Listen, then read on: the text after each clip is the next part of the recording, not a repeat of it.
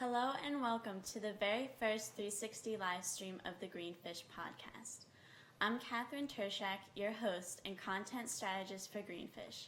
Today I'm joined by Ben Duffy and Savannah Mom, co-founders of Greenfish, and we are currently in the front lobby of the Greenfish offices. So if you're watching this on your computer or your smartphone, you can click and drag around and see we have Zach Beidler, associate producer, John Decker, sound designer, and Carly Kerensky, our motion graphics artist. So typically what we'll be doing on this podcast is discussing current events and issues in virtual reality, but today we're just going to keep it simple and give a brief introduction to the company so you can learn more about who we are and what we do. So Savannah, if you would like to give a brief description of Greenfish. I would love to. Well, first of all, welcome. It's exciting that if you're tuning in live to us, that we're doing something that is very, extremely new and exciting, watching this in live 360. So definitely utilize your functionalities and look around, because this is hopefully the future of how people do live broadcasts moving forward. What is Greenfish Labs? We're a disruptive multimedia digital agency. Well, I don't want to say agency, digital firm, excuse me. We specialize in the strategy, implementation, content creation, application, and development of virtual reality, augmented reality, as well as mobile apps, live events, and also traditional media. We started the company about 14, 15 months ago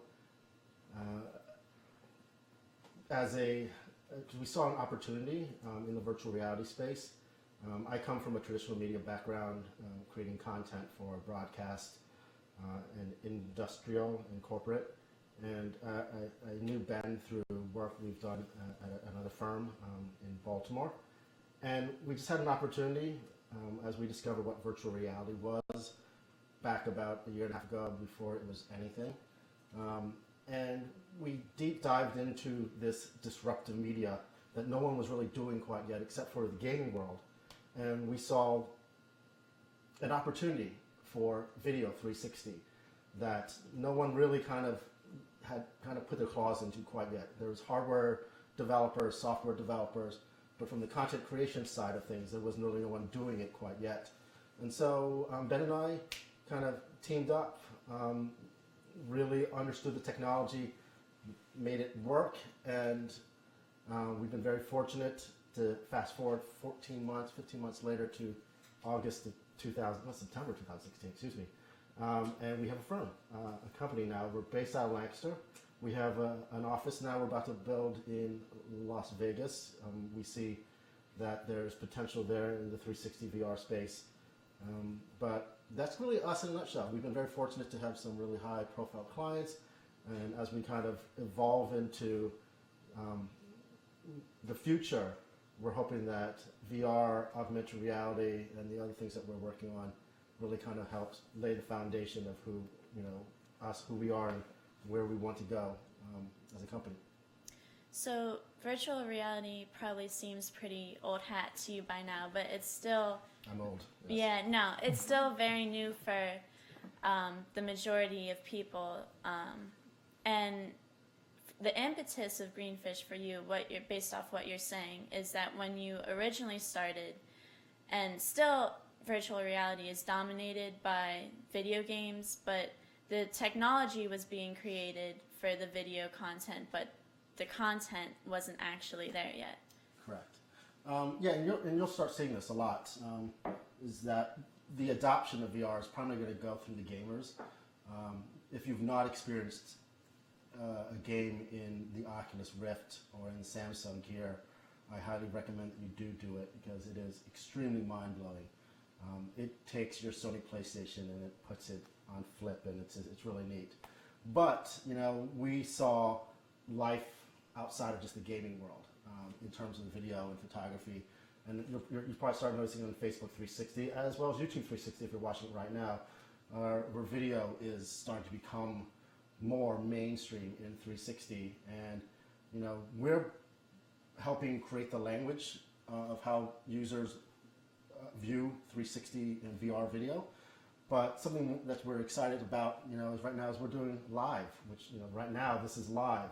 So we're one of few companies, and I'm going to dare say this, that, I don't know of any other 360 Live V blog that's out there doing it right now. We're hoping that we're one of the first. I mean, and it's kind of still cool if we're like second or third. Yeah. But, to be one of the few that are doing it right now, live and in 360, it's pretty exciting. So this is a start of a new adventure for us, and we hope you can tune in every week to kind of join us. But yeah, that's fantastic. Yeah. So Ben, you have already had a lot of amazing work, and right now you're working on a lot of projects.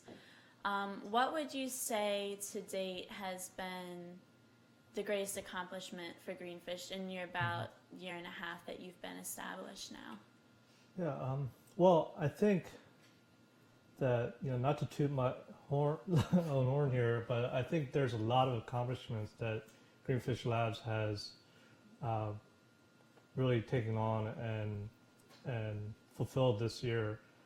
Mainly, some of the stuff that I'm most proud of is the research and development that we're always pushing forward in. I really pride our team on our accomplishments and innovation and in the way we film content.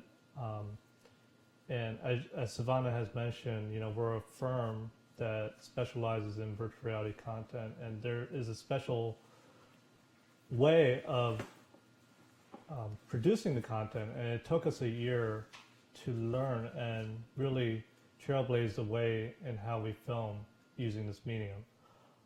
So accomplishments wise, I think there's a lot to be said, but I could pretty much start with our very first one.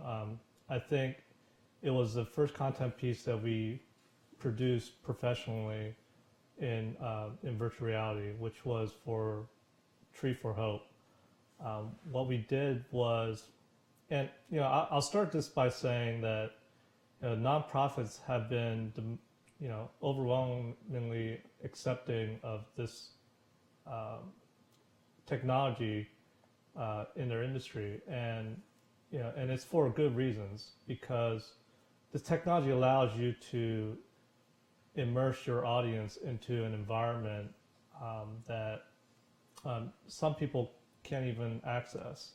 So what we did with Tree for Hope was we went down to Guatemala and filmed an orphanage of girls that were preparing to go to school, but they didn't have a school yet to attend to. So what Tree for Hope is making awareness of is, or trying to raise funds for, is to build a school on a piece of property down there for all these girls that are in the orphanage.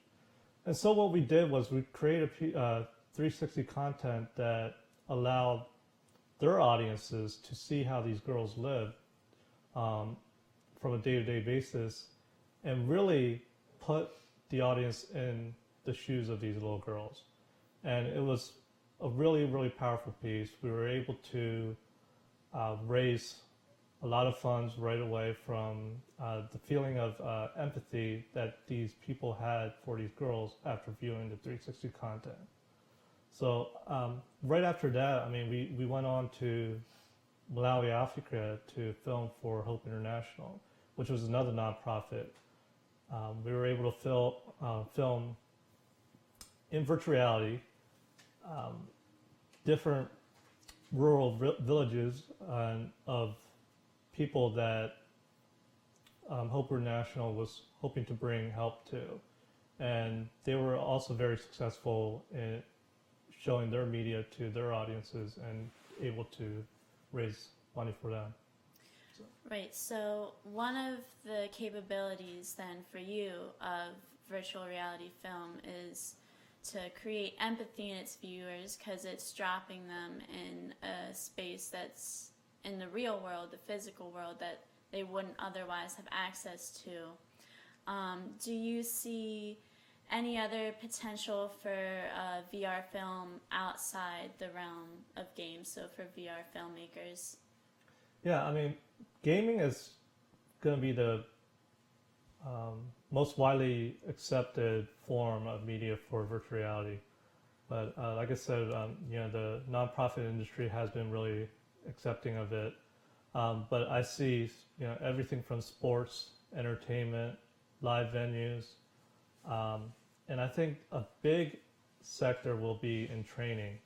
I mean, to be able to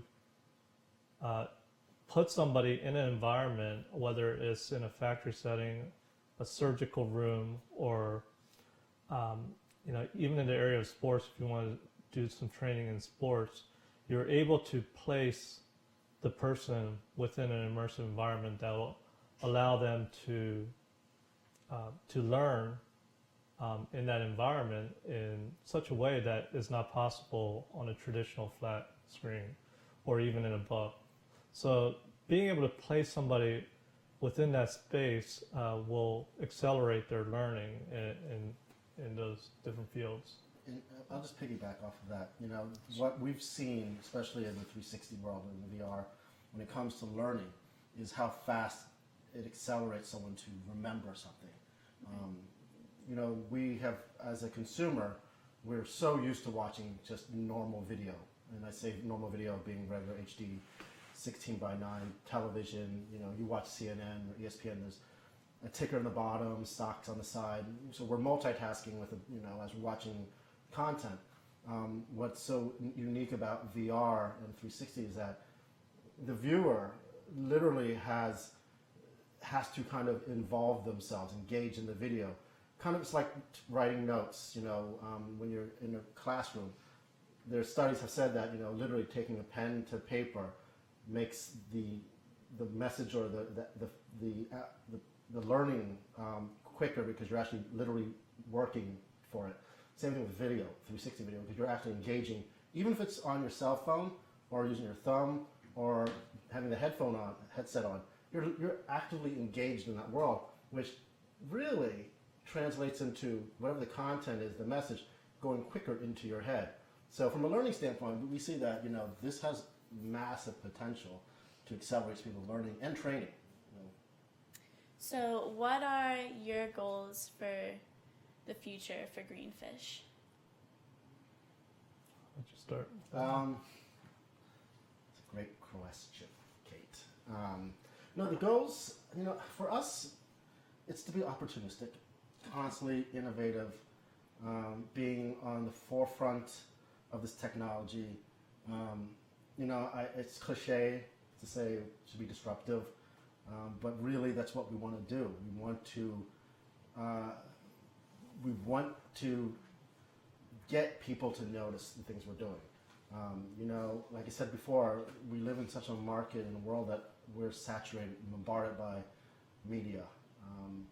And media is one of the most well-recognized forms in at least North America and in first world countries that people go to create videos, to sell the brand, to entertain.